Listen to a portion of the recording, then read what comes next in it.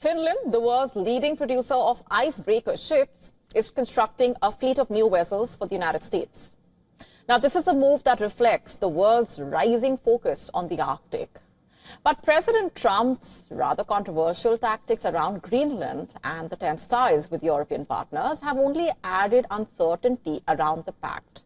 Now, here's what you need to know. The US Coast Guard is procuring up to 11 Arctic icebreakers in a major effort to modernize its aging polar fleet, which currently has only a handful of operational vessels. 4 vessels are slated for construction in Finnish shipyards, and the remaining 7 will be built in US shipyards with Finnish technical support. The contract is valued at about $6.1 billion, and the first deliveries are expected by 2028. These Arctic security cutters, as they are called, will basically help America navigate and operate in ice-covered waters, which have become increasingly vital for strategic patrols. As the Arctic Sea lanes open and competitors like Russia and China expand their presence. As everybody can see, the global situation is such that everybody's looking for ways of being over there. Presence in Arctic seems to be very important, and we are the fastest shipyard to build that kind of vessels. Here's more context for you. 60% of the world's icebreakers are Finnish-made. 80% are designed by Finnish companies. Finland's expertise was born from necessity, just to put this simply. It's the only country in the world where all ports can freeze in winter.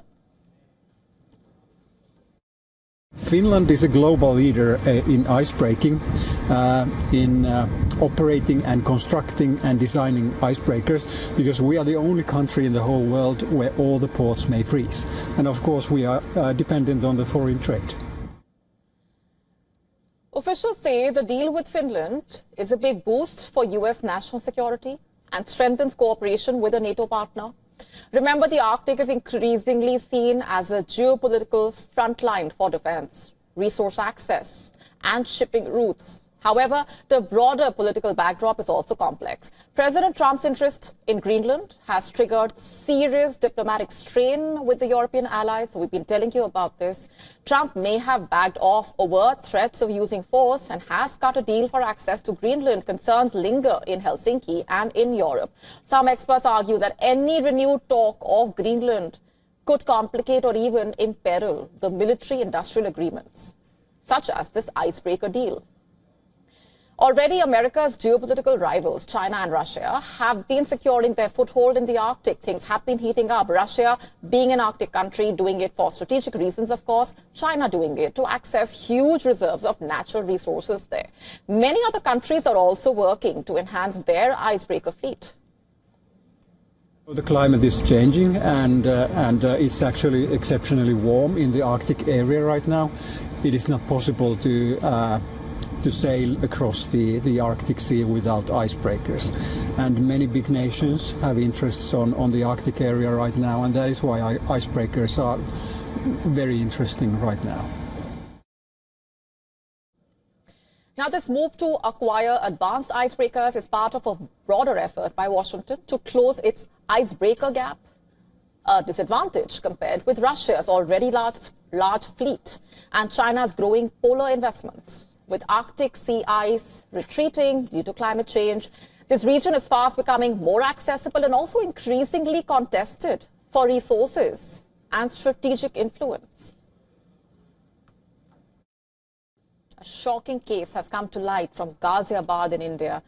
3 minor sisters died after reportedly jumping to death early on Wednesday. 3 minor girls, aged between 12 and 16.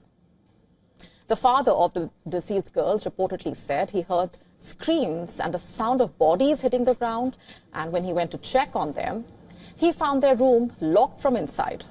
After breaking open the door, he realized they were missing. The police are reportedly intensifying the probe into their mobile phone addiction and the influence of an online Korean game. According to the police, reportedly, the preliminary investigation suggested that the sisters were addicted to a Korean task-based game. and their parents had objected to their excessive use of mobile phones in recent days, and that the family members restricting their mobile phone usage for the past few days left the girls distressed, reportedly. Now, this case has once again put the spotlight on the issue of children's addiction to mobile phones and online gaming. It's a scary reminder of the consequences it can have.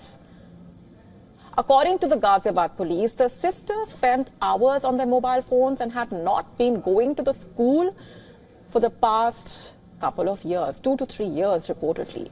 In a similar incident, a 14-year-old boy reportedly died by suicide in Madhya Pradesh's Bhopal. It is alleged that the teen was depressed and addicted to playing a game and reportedly took this step under pressure to complete a task given in the game. The police are investigating the case. Now, while at this point these are only initial details that have surfaced in these two cases, they have triggered serious concern. All of this coming at a time when intense discussions have been taking place around the world about the impact technology and consuming online content can have on children. And when it comes to gaming in itself, serious concerns have been raised time and again. According to experts, excessive online gaming has significant and serious impact on a child's mental well-being. We already know that prolonged screen exposure is not good, for example. Studies have linked gaming addiction to various issues. These include serious problems like sleep disturbances, increased stress, also poor concentration and reduced academic performance. In severe cases, children may experience depression and low self-esteem. The next giant leap, in a way, may not be a footprint, but a birth. As space tourism accelerates, scientists are confronting a rather unthinkable question. Could the first human baby be born beyond Earth? And if it happens, what kind of human would return? Our next report telling you more. Private space stations are being planned. Space hotels are being marketed. If you have money, you can buy a ticket and go to space. The domain is no longer exclusively reserved for few spacefaring nations. Human presence beyond Earth is no longer science fiction, and with it comes biology. Experts now warn that as couples spend longer periods in orbit, pregnancy in space may move from theory to reality, but science is alarmingly unprepared. Researchers say we know very little about how male and female fertility behaves in microgravity. Hormones shift, blood flows differently. Sperm motility and egg development may be altered in ways not yet measured. Even conception itself could be affected by zero gravity, where basic biological processes behave unpredictably. The greater danger begins after conception. Then there is the danger of radiation. Without our planet's protective atmosphere, cosmic rays pelt DNA like microscopic bullets. Scientists at Cranfield University suggest the risks are catastrophic. A baby conceived and carried in the void may emerge with developmental abnormalities so profound they defy modern medicine. For now, there are no clear rules, only warnings. Humanity has always expanded first and asked questions later. Space may be no different. But when the frontier involves unborn life, the cost of ignorance could be irreversible. The first baby in space, if it comes, will not just redefine exploration. It will redefine what it means to be human on Earth and beyond it.